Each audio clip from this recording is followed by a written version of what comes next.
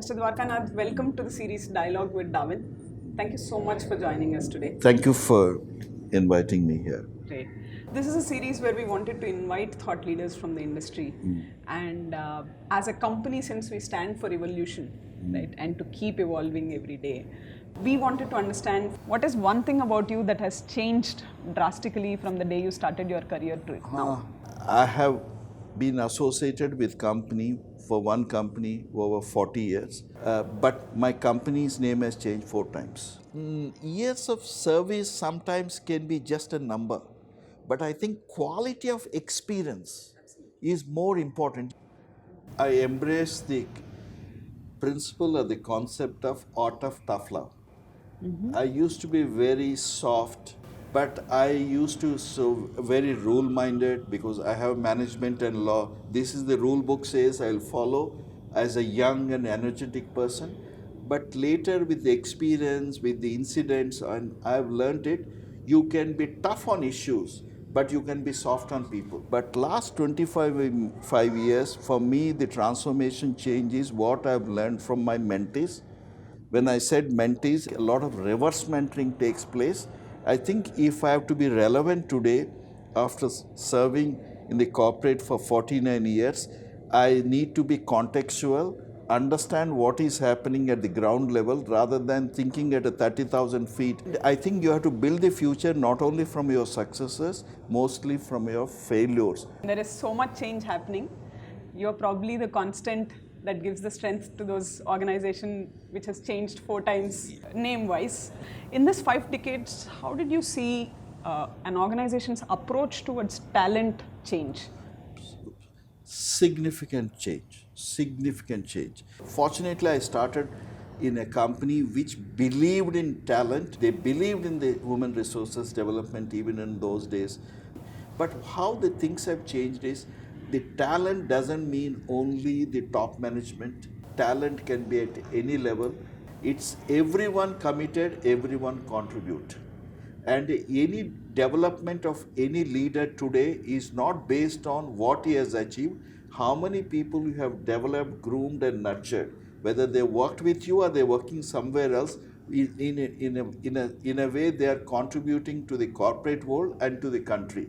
People are no longer a cost, but is a right kind of people is an investment. Take away my factories, take away my warehouses, take away my financial leverage, leave the people with whom I can develop another company in next 5 years or 10 years. So true, and I think it's powerfully said as well. Digitalization is something that we are speaking about today, and we're speaking about in every occasion there is. How do you see organizations changing their approach towards digitalization? There is a lot of resistance to change. Most of the resistance to change come mindset issues.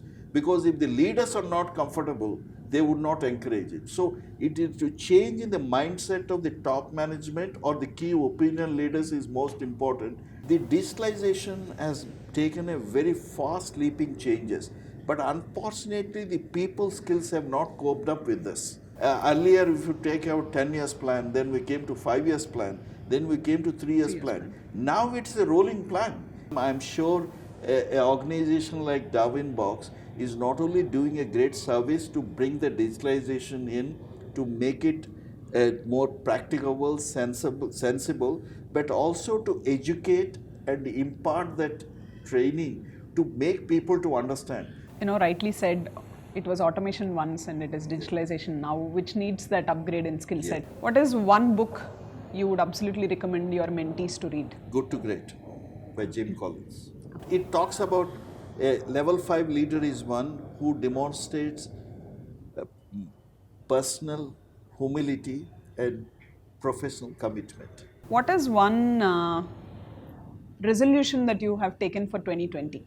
How to groom youngsters, those who do not have an opportunities to experience different things. I focus on business schools which are not rated very high. But there could be very good candidates even from them, because some of the sales force who do not have a formal MBA, but they have commitment and focus, how to groom them up also, see that, that is one of the biggest challenges I've taken. I continue to do that. You are inspiration to many. Who is your inspiration? Inspiration is firstly my father. He has been still a great role model. Another inspiration, my boss for many years from GSK, Simon Scarf, who taught me how to be calm during crisis. Okay. And of course, I had a great support, my family, my wife, and my kids. Great, great. If you have to rename HR as a function, what would you call it? See, it's a very difficult question because I have one principle. HR guys keeps on changing the name for survival. Okay. You know, because if you see that, you know, all the time we have a self-doubt whether we exist or our jobs will take away, we are only support role. For me, titles, nomenclatures have very limited significance. So to sum up, there are four kinds of people. People who watch things happening, people who do not know what's happening, people to whom things happen. But distinguished minority are those who makes things happen. We should be one of those distinguished minority. So thank you so much for sharing the insights, Thank you very much. Mr. Dwarkanath. It's a pleasure hosting you. Thank you. Thank you.